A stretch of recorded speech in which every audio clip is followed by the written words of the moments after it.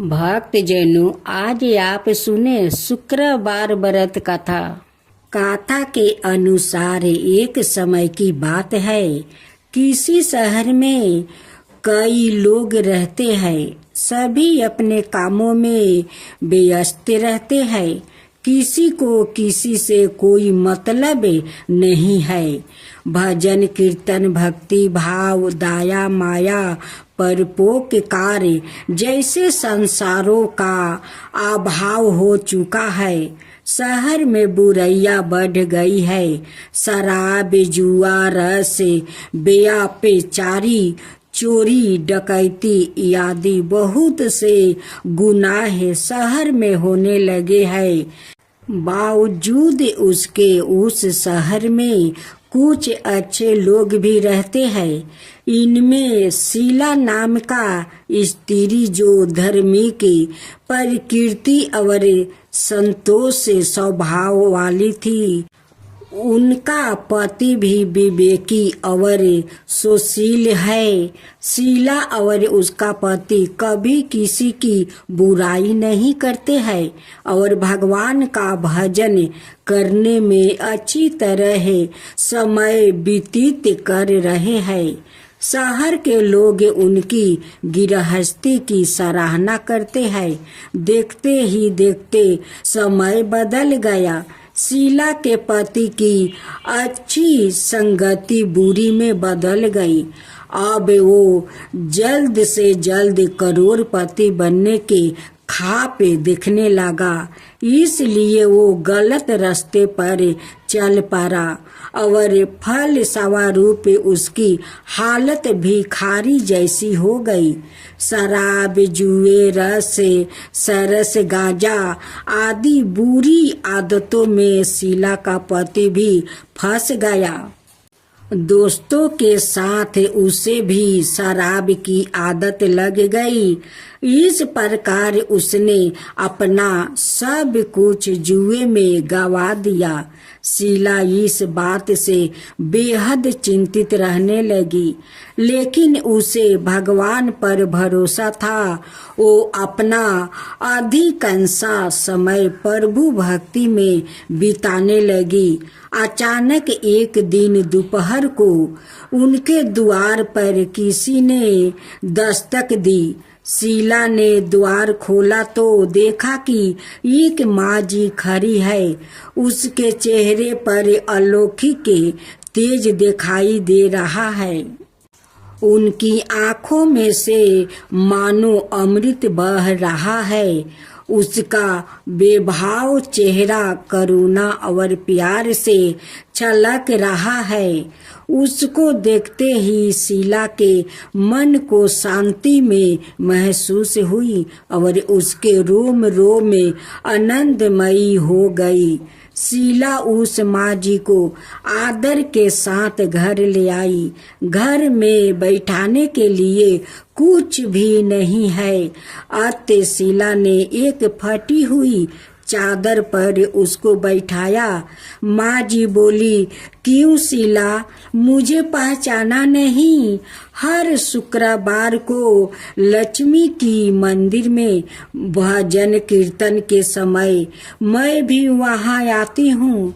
उसके मौजूद शीला कुछ समझ नहीं पा रही थी। फिर माँ जी बोली, तुम बहुत दिनों से मंदिर नहीं आई, इसलिए मैं तुम्हें देखने चली आई। माँ जी की प्रेम भरे शब्दों से शीला का हृदय पिघल गया। उसकी आंखों में आंसू आ गया और वो बिलख बिलख कर रोने लगी। माँ जी ने कहा, बेटी, सुख और दुख तो धूप और जैसे होते हैं। धैर्य रखो बेटी, मुझे तेरी सारी परेशानी पता है। माँ जी के व्यवहार से शीला को काफी संभल मिला और सुख की आशा में उसने माँ जी को अपनी सारी कहानी कह सुनाई। माँ जी की व्यवहार से शीला को काफी सगुन मिला। और उसने माँ जी को अपनी सारी कहानी सुनाई। शीला के पूछने पर माँ जी ने उसे व्रत की सारी विधि भी बताई। माँ जी ने कहा, बेटी, माँ लक्ष्मी जी का व्रत बहुत सरल है। उसे वरद लक्ष्मी व्रत या वैभव लक्ष्मी व्रत कहा जाता है। यह व्रत करने वाले की सब मनोकामना पूर्ण होती है। वो सुख संपत्ति और यश प्राप्ति करता है। शीला यह सुनकर आनंदित हो गई। शीला ने संकल्प करके आंखों खोली तो सामने कोई नहीं है। वो सोच में पड़ गई कि माँ जी कहाँ गई। शीला को तत्काल यह समझते देर नहीं लगी कि माँ जी और कोई नहीं, वो तो साक्षात लक्ष्मी जी ही थी। दूसरे दिन शुक्रवार था। सुबह स्नान करके स्वच्छ कपड़े पहनकर शीला ने माँ जी द्वारा बताई विधि से पूरे मन से व्रत किया। आखिरी में प्रसाद वितरण हुआ। यह प्रसाद पहले पति को खिलाया। प्रसाद खाते ही पति के स्वभाव में फर्क पड़ गया। उस दिन उसने शीला को मारा नहीं, सताया भी नहीं। शीला को बहुत आनंद हुआ। उनके मन में वैभव लक्ष्मी व्रत के लिए श्रद्धा बढ़ गई। शीला ने पूर्ण श्रद्धा भक्ति से 21 शुक्रवार तक वैभव लक्ष्मी व्रत किया। 21वां शुक्रवार को माँ जी के कहे मुताबिक उद्यापन विधि करके 7 स्त्रियों को वैभव लक्ष्मी व्रत की 7 पुस्तक उपहार में दिया। फिर माँ जी के धन लक्ष्मी स्वरूप की छवि को बंधन करके भाव से मन ही मन प्रार्थना करने लगी। हे माँ धन लक्ष्मी, मैंने आपका वैभव लक्ष्मी व्रत करने की मन्नत मांगी है। वो व्रत आज पूर्ण किया है। हे माँ, मेरी हर विपत्ति दूर करो, हमारा सबका कल्याण करो। जिसे संतान ना हो उसे संतान देना। सौभाग्यपति स्त्री का सौभाग्य अखंड रखना। कुंवारी लड़किया को मन भाव पति देना। जो आपका यह चमत्कारी वैभव लक्ष्मी व्रत करे, उनकी सब विपत्ति दूर करना, सभी को सुखी करना। हे माँ, आपकी महिमा अपरंपार है। ऐसा बोलकर लक्ष्मी जी के धन लक्ष्मी स्वरूप की छवि को प्रणाम किया। व्रत का प्रभाव से शीला का पति अच्छा आदमी बन गया और कड़ी मेहनत करके व्यवसाय करने लगा। उसने तुरंत शीला के गिरवी रखे गहने चुरा लिया। घर में धन की वृद्धि हुई। घर में पहले जैसी सुख शांति छा गई। वैभव लक्ष्मी व्रत का प्रभाव देखकर महलों की दूसरी स्त्रियां भी विधि पूर्वक वैभव लक्ष्मी व्रत करने लगी। महालक्ष्मी की व्रत कथा। माता लक्ष्मी के 2 रूप सादा से प्रचलित है। उत्तर भारत में कहते हैं कि देवी के विभिन्न रूप को उनके वाहन, पहनाव, हाथ और शास्त्रों के अनुसार पहचाना जाता है। देवी का वाहन उल्लू, गरुड़ और गज है। बहुसती जगह है, वो कमल पर विराजमान है। हर देवी का अलग अलग रूप है। पुराणों में एक लक्ष्मी वो है जो समुद्र मंथन से जन्मी थी और दूसरी वो है जो बिरगु की पुत्री थी।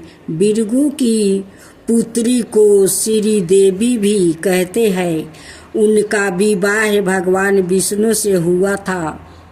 दक्षिण भारत में लक्ष्मी जी की अभिभक्ति को दो रूपों में देखा जाता है, श्री रूप और लक्ष्मी रूप।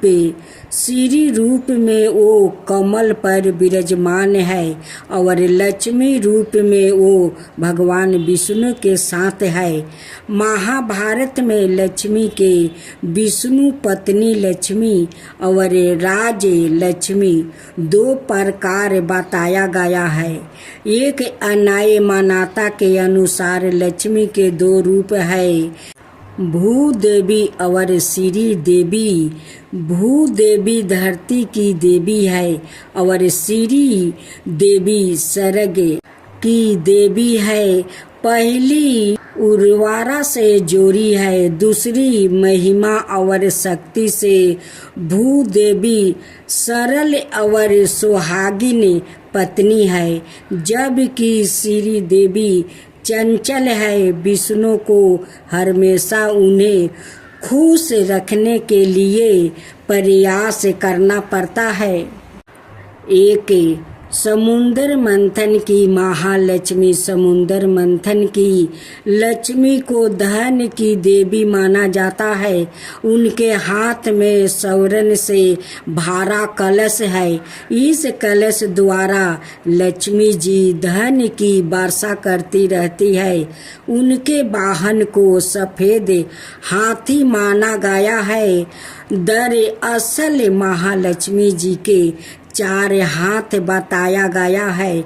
वो एक लक्ष्य और चार प्रकृतियों दूरदर्शिता, ढूंढ संकल्प, शर्मशीलता एवं व्यवस्था शक्ति के प्रतीक है। और माँ लक्ष्मी जी सभी हाथों से अपने भक्तों पर आशीर्वाद की वर्षा करती है।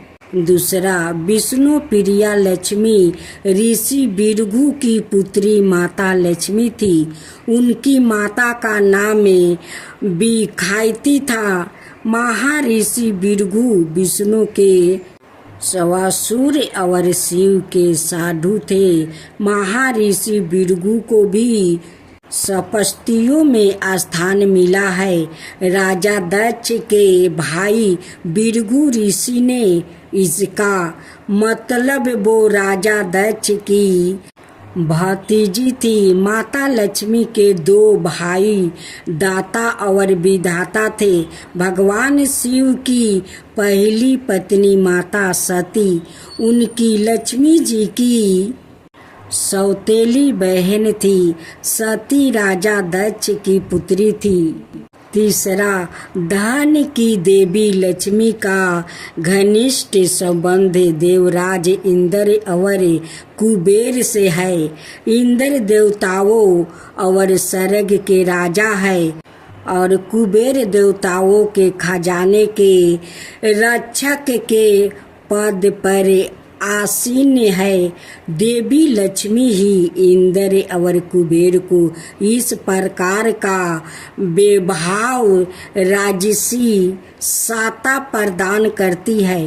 देवी लक्ष्मी कमलवन में निवास करती है, कमल पर बैठती है और हाथ में कमल ही धारण करती है। इसके अलावा 8 अवतार बताया गया है। महालक्ष्मी जो वैकुंठ में निवास करती है, स्वर्ग लक्ष्मी जो स्वर्ग में निवास करती है, राधा जी जो गोलक में निवास करती है, दक्षिण जो जग में निवास करती है, गुरहा लक्ष्मी जो गुरहे में निवास करती है, शोभा जो हर वस्तु में निवास करती है, सुरभि रुक्मिणी जो गोलक में निवास करती है और राज लक्ष्मी सीता जी जो पाताल और भूलक में निवास करती है। अष्टलक्ष्मी, यादि लक्ष्मी, धन लक्ष्मी, धनाय लक्ष्मी, गज लक्ष्मी, संतान लक्ष्मी, वीर लक्ष्मी, विजय लक्ष्मी या जाया लक्ष्मी और विद्या लक्ष्मी या सभी माता लक्ष्मी के विभिन्न रूप है। हिंदू धर्म के अनुसार हर साल शुक्ल पक्ष की एकादशी को तुलसी विवाह मनाया जाता है। इस दिन पूरे हिंदू रीति रिवाज से माता तुलसी और भगवान शालिग्राम का विवाह करवाया जाता है। इस विवाह को कराने पर ऐसा माना जाता है कि इससे न केवल माता तुलसी बिल्कुल भगवान विष्णु का भी आशीर्वाद मिलता है। तुलसी विवाह से जोड़ी पुरानी की कथा। माता तुलसी का असली नाम बिंदा था। उनका जन्म राक्षस कुल में हुआ था, लेकिन वो श्री हरि विष्णु की परम भक्त थी। बिंदा जब बड़ी हुई तो उनका विवाह जलंधर नाम का असुर से करवा दिया गया।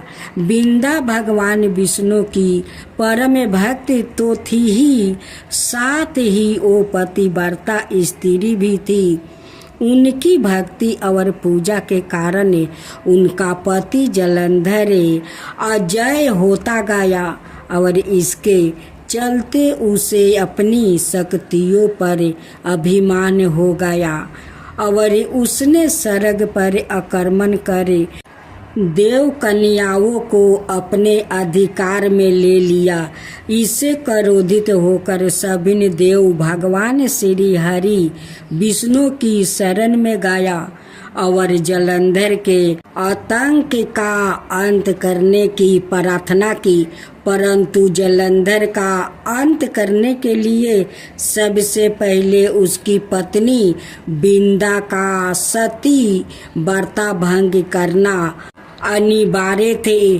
भगवान विष्णु ने अपनी माया से जलंधर का रूप धारण कर बिंदा के पतिव्रता धर्म को नष्ट कर दिया और उसके परिणाम स्वरूप जलंधर की शक्ति छीन हो गई और वो युद्ध में मारा गया। लेकिन जब बिंदा को श्री हरि के छल का पता चला तो उन्होंने भगवान विष्णु से कहा, हे नाथ, मैंने आजीवन आपकी आराधना की है, आपने मेरे साथ ऐसा कृत्य कैसे किया? इस प्रश्न का कोई उत्तर श्री हरि नहीं दे पाए और तब बिंदा ने भगवान विष्णु से कहा कि आपने मेरे साथ एक पाषाण की तरह व्यवहार किया है। मैं आपको श्राप देती हूँ कि आप पाषाण बन जाए। यह कहते ही भगवान श्री हरि पत्थर समान हो गया और दृष्टि का संचालन बिगड़ने लगा।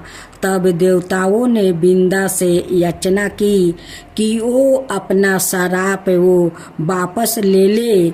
भगवान विष्णु भी बिंदा के साथ हुए छल से लज्जित थे और अंत में उन्होंने भगवान विष्णु को क्षमा कर दिया और भगवान विष्णु को श्राप मुक्त कर दिया। जलंधर के साथ सती हो गई। बिंदा की राख से एक पौधा निकला जिसे श्री हरि विष्णु ने तुलसी नाम दिया और वरदान दिया कि तुलसी के बिना मैं किसी भी प्रसाद को ग्रहण नहीं करूँगा। मेरे शालिग्राम रूप से तुलसी का विवाह होगा और कालांतर में लोग इस तिथि को तुलसी विवाह करेंगे। उन्हें सुख और सौभाग्य की प्राप्ति होगी। वैभव लक्ष्मी व्रत की महिमा की कथा। पूजा उपासना तो जैसे भारतवासियों की सांसों में बसा हुआ है, शायद कि ऐसा कोई दिन गुजरता होगा जब कोई खास पूजा का संजोग ना मनाता हो। सप्ताह के हर दिन के अनुसार भी विशेष पूजा का विधान है। शुक्रवार को लक्ष्मी देवी का व्रत रखा जाता है। इसे वैभव लक्ष्मी व्रत भी कहा जाता है। महालक्ष्मी की कथा। पुराने समय की बात है। एक गांव में एक गरीब ब्राह्मण रहता था। वो नियमित रूप से श्री विष्णु का पूजा करता था। उसकी भक्ति से प्रसन्न होकर भगवान विष्णु ने उसे दर्शन दिया और अपनी मनोकामना मांगने का कहा। ब्राह्मण ने लक्ष्मी जी का निवास अपने घर में हो ऐसी इच्छा जाहिर किया। यह सुनकर विष्णु जी ने लक्ष्मी जी की प्राप्ति का मार्ग सरल ब्राह्मण को बता दिया। विष्णु जी ने कहा कि मंदिर के सामने एक स्त्री आती है जो यहाँ आकर उपले थापती है। तुम उसे अपने घर आने का आमंत्रित देना। वो स्त्री ही देवी लक्ष्मी है। देवी लक्ष्मी जी के तुम्हारे घर आने के बाद तुम्हारा घर धन और धनाय से भर जाएगा। यह कहकर विष्णु जी ने चला गया। अगले दिन सुबह 4 बजे ही ब्राह्मण मंदिर के सामने बैठ गया। लक्ष्मी जी भी उपले थापने के लिए आई तो ब्राह्मण ने उनसे अपने घर आने का निवेदन किया। ब्राह्मण की बात सुनकर लक्ष्मी जी समझ गई कि यह सब विष्णु जी के कहने से हुआ है। विष्णु जी ने ब्राह्मण से कहा, तुम महालक्ष्मी व्रत करो। 16 दिन तक व्रत करने और 16वां दिन रात्रि को चंद्रमा को अर्घ देने से तुम्हारा मनोरथ पूर्ण होगा। ब्राह्मण ने देवी के कहे अनुसार व्रत और पूजा किया और देवी को उत्तर दिशा की और मुख करके पुकारा। लक्ष्मी जी ने अपना वचन पूर्ण किया। उस दिन से यह व्रत पूरी श्रद्धा से किया जाता है। जो भक्त इस पूर्ण श्रद्धा के साथ यह व्रत करता है उसे अपार धन की प्राप्ति होती है, ऐसा माना जाता है। एक गांव में चंपा नाम का गरीब औरत रहा करती थी। प्रतिदिन भगवान विष्णु की आराधना करती थी। भगवान विष्णु उसकी भक्ति से प्रसन्न होकर उन्होंने अपने प्रिय भक्त को दर्शन दिया। साथ ही विष्णु ने कहा कि तुम्हें जो वरदान मांगना है तुम मांग सकती हो। जब चंपा ने इच्छा जाहिर करते हुए कहा कि वो चाहती है कि उसके घर में माँ लक्ष्मी का वास हो जाए। इसके बाद भगवान विष्णु ने उस चंपा को अपने घर में माँ लक्ष्मी को बुलाने की तरीका बताया। भगवान विष्णु ने बताया कि तुम्हारे घर से कुछ दूरी पर जो मंदिर है वहाँ एक स्त्री आती है और वहाँ आकर वो चिपरी बेचती है, तो तुम्हें उसे अपने घर आने का आमंत्रण देना होगा। वही माँ लक्ष्मी है। चंपा ने भगवान विष्णु के कहे अनुसार ही किया। चंपा ने उस स्त्री को अपने घर आने का निमंत्रण दिया। तब माँ लक्ष्मी ने उन्हें चंपा से कहा कि वो 16 दिन के लिए माँ लक्ष्मी की पूजा करे। माँ लक्ष्मी कहे अनुसार चंपा ने 16 दिन तक माँ लक्ष्मी की उपासना की। माँ लक्ष्मी ने फिर उस चंपा को आशीर्वाद दिया और उसके घर में निवास किया। तभी से जो व्याकृत भाद्रपद महीने में महालक्ष्मी की इन 16 दिनों तक उपासना करता है, माँ लक्ष्मी उसे प्रसन्न होकर उसे सुख समृद्धि का आशीर्वाद देती है। चंपा धनवान हो गई। उनके घर में माँ लक्ष्मी आकर वास ले लिया। एक समय महर्षि श्री देव व्यास जी से हस्तिनापुर पधारे। उनका आगमन सुन महाराज धृतराष्ट्र उनको आदर सहित राजमहल में ले गया। स्वर्ण सिंहासन पर विराजमान कर चरणों तक ले उनका पूजन किया। श्री व्यास जी से माता कुंती और गांधारी ने हाथ जोड़कर प्रश्न किया, हे महामुनि, आप त्रिकालदर्शी है, अतः आप से हमारी प्रार्थना है कि आप हमको कोई ऐसा सरल व्रत और पूजन बताइए जिससे हमारा राज लक्ष्मी सुख संपत्ति पुत्रादि परिवार सुखी रहे। इतना सुन श्री वेद व्यास जी कहने लगे, हम एक ऐसा व्रत का पूजन और वरण करता हूँ जिससे ज्यादा लक्ष्मी जी का निवास होकर सुख समृद्धि की वृद्धि होती है। यह श्री महालक्ष्मी जी का व्रत है जिसे प्रति वर्ष आश्विन कृष्ण अष्टमी को विधिवत किया जाता है। हे महामुनि, इस व्रत की विधि हमें विस्तार पूर्वक बताने की कृपा करे। तब व्यास जी बोले, हे देवी, यह व्रत भाद्रपद शुक्ला अष्टमी से आरंभ किया जाता है।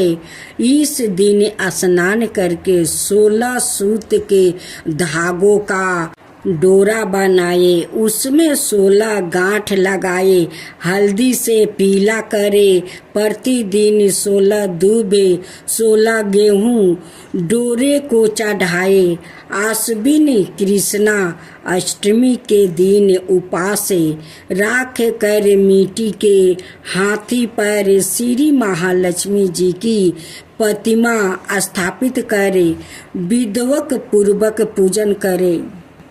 इस प्रकार श्रद्धा भक्ति सहित महालक्ष्मी जी का व्रत पूजन करने से आप लोगों की राज लक्ष्मी में सदा अभिवृद्धि होती रहेगी। इस प्रकार व्रत का विधान बताकर श्री वेद व्यास जी अपने आश्रम को प्रस्थान कर गया। इधर समय अनुसार भाद्रपद शुक्ला अष्टमी से गांधारी और कुंती अपने अपने महलों में नगर की स्त्रियों सहित व्रत का आरंभ करने लगी। इस प्रकार 15 दिन बीत गया। 16वें दिन आश्विन कृष्णा अष्टमी के दिन गांधारी ने नगर की सभी प्रतिष्ठित महिलाओं को पूजन के लिए अपने महल में बुलवा लिया। माता कुंती के यह कोई भी महिला पूजन के लिए नहीं आई। साथ ही माता कुंती को भी गांधारी ने नहीं बुलाया। ऐसे करने से माता कुंती ने अपना बड़ा अपमान समझा। उन्होंने पूजा की कोई तैयारी नहीं की और उदास होकर बैठ गई। जब पांचों पांडवों युधिष्ठिर, अर्जुन, भीम, नकुल और सहदेव महल में आए तो कुंती को उदास देखकर पूछा, हे माता, आप इस प्रकार उदास क्यों है? आपने पूजन की तैयारी क्यों नहीं की? तब माता कुंती ने कहा, हे पुत्रा, आज महालक्ष्मी जी के व्रत का उत्साह गांधारी के महल में मनाया जा रहा है। उन्होंने नगर की समस्त महिलाओं को बुला लिया और उसके 10 पुत्र ने मिट्टी का एक विशाल हाथी बनाया, जिस कारण सभी महिलाएं उस बड़े हाथी का पूजन करने के लिए गांधारी के यहाँ चली गई, लेकिन मेरे यहाँ नहीं आई। यह सुनकर अर्जुन ने कहा, हे माता, आप पूजन की तैयारी करें और नगर में बुलावा लगवा दे कि हमारे यहाँ सरग के ऐरावत हाथी की पूजन होगी। इधर माता कुंती ने नगर में ढिढोरा पिटवा दिया और पूजा की विशाल तैयारी होने लगी। उधर अर्जुन ने बाण के द्वारा सरग से ऐरावत हाथी को बुला लिया। इधर सारे नगर में शोर मच गया कि कुंती के महल में सरग से इंद्र का ऐरावत हाथी पृथ्वी पर उतर कर पूजा जाएगा। समाचार को सुनकर नगर के सभी नर नारी, बालक और वृद्धों की भीड़ एकत्र होने लगी। उधर गांधारी के महल में हलचल मच गई। वहां एकत्र हुई सभी महिलाएं अपनी अपनी थालियों लेकर कुंती के महल की ओर जाने लगी। देखते ही देखते कुंती का सारा महल ठास ठास भर गया। माता कुंती ने ऐरावत को खड़ा करने हेतु अनेक रंगों का चौका पुरवा कर नवीन रेशमी वस्तु बिछा दिया। नगरवासी स्वागत की तैयारी में फूल माला, अबीर, गुलाल, केसर हाथों में लिए पंचित वृद्ध खड़े थे। जब सरग से ऐरावत हाथी पृथ्वी पर उतरने लगा तो उसके आभूषणों की ध्वनि गूंजने लगी। ऐरावत के दर्शन होते ही जय जयकारा का नारा लगने लगा। सायंकाल का समय इंद्र का भेजा हुआ हाथी ऐरावत माता कुंती के भवन के चौखट में उतर आया। तब सब नार नारियों ने पुष्पा माला, अबीर, गुलाल, केसर आदि सुगंधित पदार्थों चढ़ाकर उसका स्वागत किया। राज पुरोहित द्वारा ऐरावत पर महालक्ष्मी जी की मूर्ति स्थापित करके वेद मंत्रोच्चारण द्वारा पूजन किया गया। नगर वासियों ने भी महालक्ष्मी पूजन किया। फिर अनेक प्रकार के पकवान लेकर ऐरावत को खिलाया और यमुना का जल उसे पिलाया गया। राज पुरोहित द्वारा सुवासित वचन करके महिलाओं द्वारा महालक्ष्मी का पूजन करवाया गया। 16 गांठ वाला डोरा लक्ष्मी जी को चढ़ा कर अपने अपने हाथों में बांध लिया। ब्राह्मणों को भोजन करवाया गया। दक्षिणा के रूप में स्वर्ण आभूषण वस्तु आदि दिया गया। तत्पश्चात महिलाओं ने मिलकर मधुर संगीत लहरियों के साथ भजन कीर्तन करे संपूर्ण रात्रि महालक्ष्मी व्रत का जागरण किया। दूसरे दिन प्रात राजपुरोहित द्वारा वेद मंत्र चार्य के साथ जलाशय में महालक्ष्मी जी की मूर्ति का विसर्जन किया गया। फिर ऐरावत को विदा कर इंद्र लोक को भेज दिया। इस प्रकार जो स्त्री श्री लक्ष्मी जी का विधि पूर्वक व्रत और पूजन करती है, उनके घर धन धनाय से पूर्ण रहते हैं और उनके घर में महालक्ष्मी जी सदा निवास करती है। इस हेतु महालक्ष्मी जी की यह स्तुति अवश्य बोले, महालक्ष्मी नमस्तुभय नमस्तुभय, सुरेश्वरी हरि प्रिया नमस्तुभय नमस्तुभय, दयानिधि नमस्तुभय नमस्तुभय।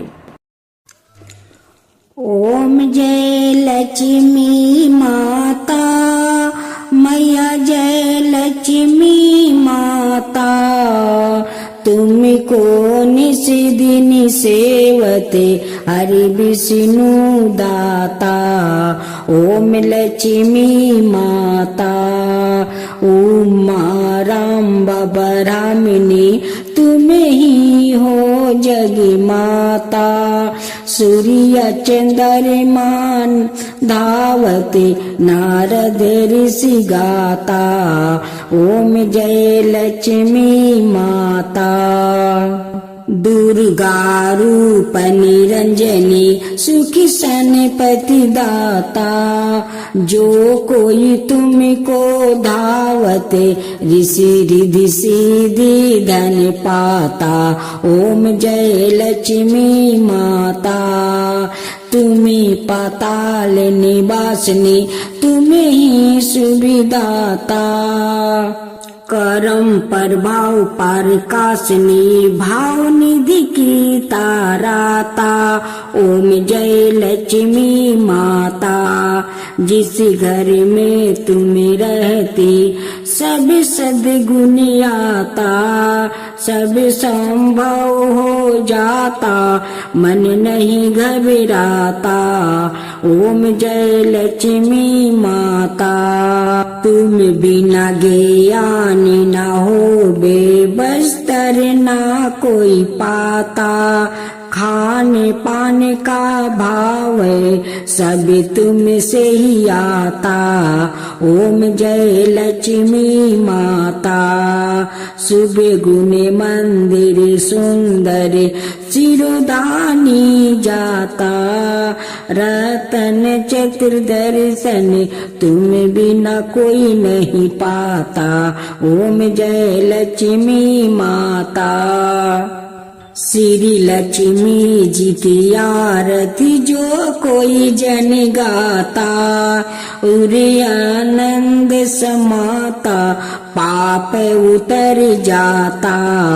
ओम जय लक्ष्मी माता, मैया जय लक्ष्मी माता। भक्त जनों, आज आप सुने पहला माँ तुलसी का भजन, उसका बाद माँ तुलसी का कथा सुने। सावर सावर तुलसी के हरियर हरियर पातावा, रे हरियर हरियर पातावा। मोजरवा झारी गिरे लाहो आंगनावा। मोजरवा झारी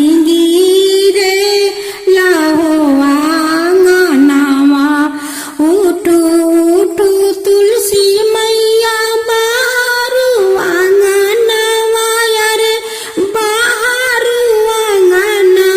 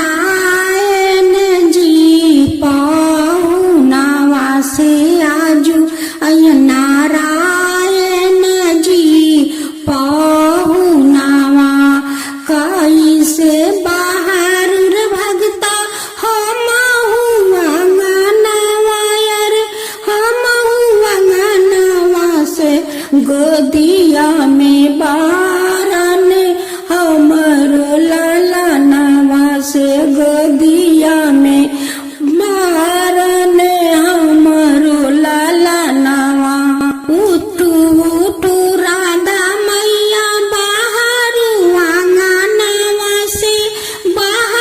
अंगनवा से आजू वैहने से आजू वैहने कृष्णा जी पाहुनावा से आजू अयन कृष्णा जी पाहुनावा कैसे में बाहर रे भक्ता हम अंगनवा से गोदिया में बारन हमारो लाला नावा से गोदिया में बारन हमरो लाला नावा सावर सावर तुलसी के हरियर हरियर पतावा मोजरवा झरी गिरे लाहुआ अंगनवा मोजरवा झरी गिरे लाहुआ अंगनवा उठू उठू पार्वती मैया बाहरु अंगनवा से आजू वैहने शिवा गुरु पाहुनावा से आजू अहन शिवा गुरु पाहुनावा से आजू अहन शिवा गुरु पाहुनावा कैसे बाहर रे भगता हम अंगनवा रे हम अंगनवा से गोदिया में बारन हमरो लाला नावा से गोदिया में बारन हमरो लाला नावा सावर सावर तुलसी के हरियर हरियर पातावा मोजरवा झरी गिरे लाहुआ अंगनवा मोजरवा झरी गिरे लाहुआ अंगनवा। भक्तजनों, आज आप सुनेंगे एक अनाथ लड़की और माँ तुलसी की कथा। अगर मेरा कथा आप लोग के अच्छा लगे तो मेरे कमेंट बॉक्स में जय माँ तुलसी जरूर लिखिए। एक टूटे हुए गौशाला में एक अनाथ लड़की रहती है। वो लड़की का कोई नहीं था। उस लड़की ने किसी के घर में बर्तन मांज देती है तो कोई 2 रोटी दे देते हैं, किसी का घर में जाकर पोछा लगा देती है तो 1 मुट्ठी चावल दे देते हैं। वो लड़की अपनी गुजारा ऐसा ही कर रही थी। उस लड़की ने रोज नदी में स्नान करने जाती है। नदी के किनारे आकर भीजे कपड़ा छोड़कर अपनी सूखे कपड़ा पहनती है। जहाँ वो अपना भीजा कपड़ा छोड़ती है वहाँ से थोड़े दूर पर एक तुलसी का पौधा था। जो तुलसी का पौधा सूख गया था, उसकी भीजे हुए कपड़ा के पानी उस तुलसी के जड़ में समा जाता है। अब तो वो रोज नदी में स्नान करती है और वही जगह पर आकर भीजे कपड़ा अपना छोड़ती है। उनकी भीजे कपड़ा का पानी गरगरा कर उस तुलसी का जड़ में समा जाता है। अब तो तुलसी का पौधा धीरे धीरे हरा होने लगा। हरा होते होते उसमें पाता छोड़ने लगा। लेकिन उस लड़की ने उस तुलसी के पौधा पर कभी ख्याल नहीं करती थी। उस तुलसी का पौधा बहुत बड़ा हो जाता है और उस पेड़ में बहुत सारा फूल पकड़ लेता है। तुलसी बहुत खुशी हो जाती है या खुश होकर उस पौधा से प्रकट होती है और उस लड़की से कहती है कि लड़की, मैं तुझ पर बहुत प्रसन्न हूँ, आज तू मुझसे कोई वर मांग ले। लड़की उस तुलसी को देखकर बहुत अचकित हो जाती है। वो पहचान नहीं पाती है कि ये माँ तुलसी है। वो कहती है कि आप कौन हो, इतना जल्दी यहाँ पर कैसे आ गई? यहाँ पर तो कोई आदमी नहीं रहता है, कभी मैं आदमी को नहीं देखा, आया पे इतना जल्दी कैसे मेरे सामने आ गई? कहती है कि मैं तो तुलसी हूँ, तुम उस तुलसी का पौधा को देखती हो, उस तुलसी का पौधा तुम्हारे कारण तो हरा भरा हुआ है, इतना फूल पकड़ा है कि वो फूला कर बहुत खुश हो गई है। वो तुम्हारे कारण अब मैं उस पौधा में रहती हूँ, मैं तुलसी हूँ बेटी।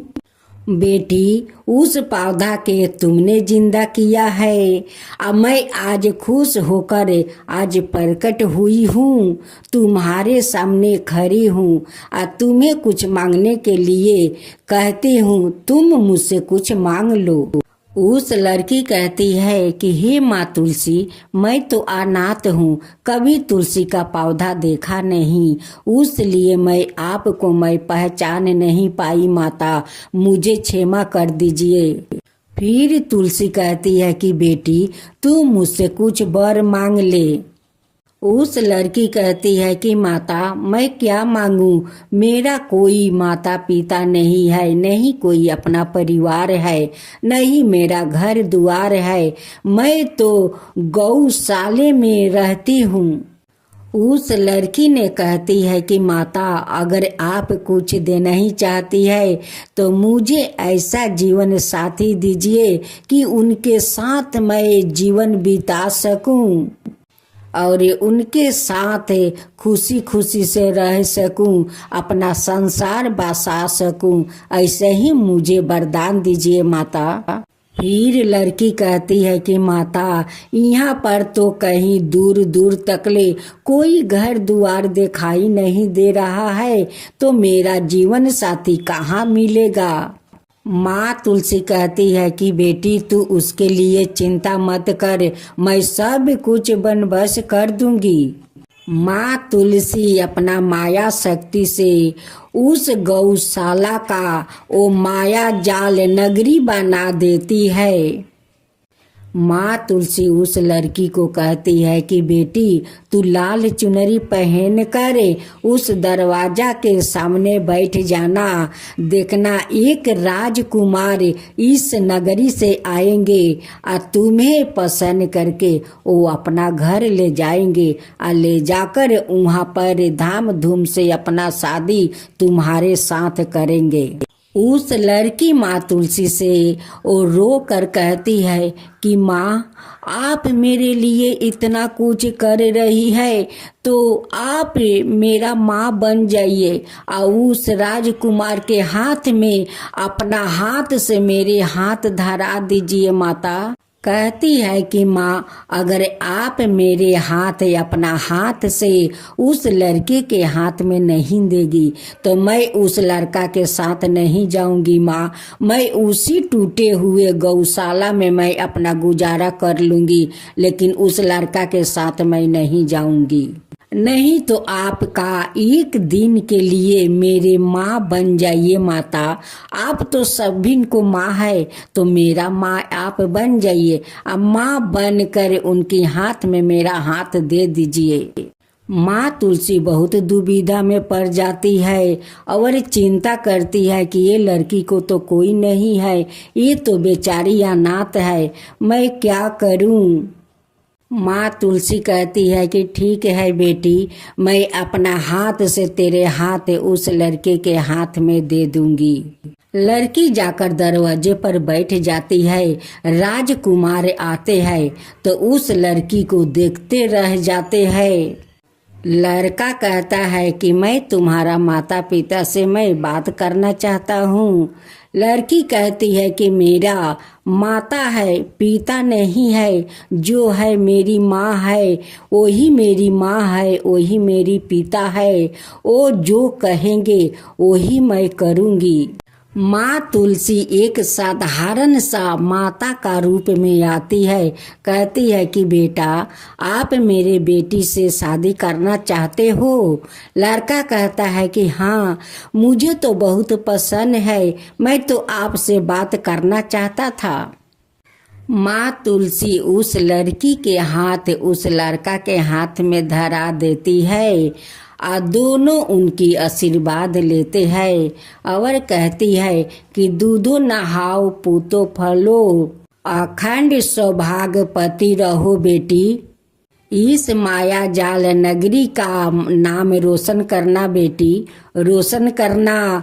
तू मुझे भूल मत जाना बेटी। बेटी कहती है कि माता, मैं कभी नहीं भूलूंगी, इस माँ को तो कभी नहीं भूलूंगी। और सभी गांव वासियों को सभी को बोलूंगी कि माँ तुलसी का आंगन में बैठा कर सभी लोग श्रद्धा भक्ति से पूजा पाठ करे। मैं तो आपका शरण में रहूंगी माँ, आपका सेवा करूंगी, आपका पूजा पाठ करूंगी माँ, आपको कभी नहीं भूलूंगी। बाहर बाहर से लोग उस गांव में आते हैं, कहते हैं कि यहाँ पर तो कोई एक घर भी नहीं था, इतना सुंदर नगरी कैसे बन गया। सभी लोग उस राजकुमार से पूछते हैं कि इस गांव का नाम क्या है। राजकुमार कहते हैं कि इस गांव के नाम में माया जाल नगरी है। इस माया जाल नगरी का मैं राजा हूँ।